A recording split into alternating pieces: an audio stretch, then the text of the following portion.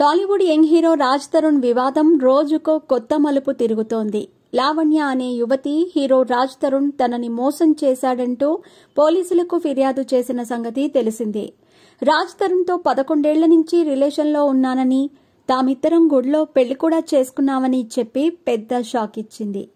మధ్యలో ఓ హీరోయిన్ రావటంతో ఆమెతో అఫైర్ పెట్టుకుని వెళ్లిపోయాడని చెప్పుకొచ్చింది. రాజ్ తరుణ్ నాకు కావాలని, తనతోనే ఉండాలని కోరుకుంటున్నానని లావణ్య స్పష్టం చేసింది. హీరోయిన్ మాల్వి మల్హోత్రాతో అఫైర్ నడుపుతున్న రాజ్ తరుణ్ నన్ను వదిలించుకోవాలని చూస్తున్నాడని, శారీరకంగా వాడుకొని మోసం చేశాడని లావణ్య తెలిపింది. గుడిలో మాకు రహస్య వివాహం జరిగిందని, రాజ్ తరుణ్ 2 సార్లు అబార్షన్ కూడా చేయించాడని లావణ్య సంచలన ఆరోపణలు చేసింది.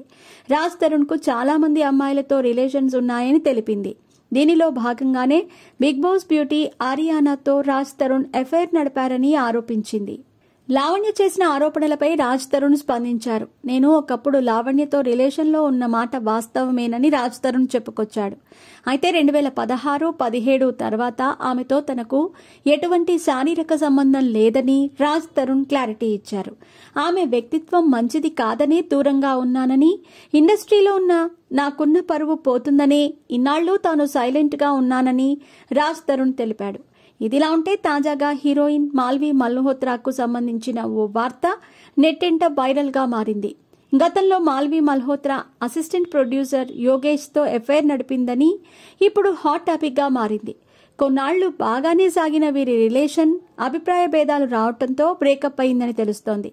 అయితే మాల్వి మల్హోత్రా తనను మోసం చేసిందని భావించిన ఆమె కత్తితో దాడి చేశాడు.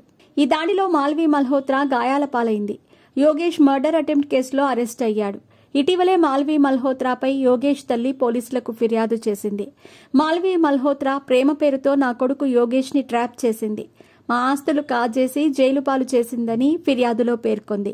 గతంలో యోగేష్, మాల్వి మధ్య సాగిన ఆడియో, వీడియో కాల్స్ కి సంబంధించిన డేటాను సైతం ఆమె పోలీసులకు అందజేసినట్టు తెలుస్తోంది.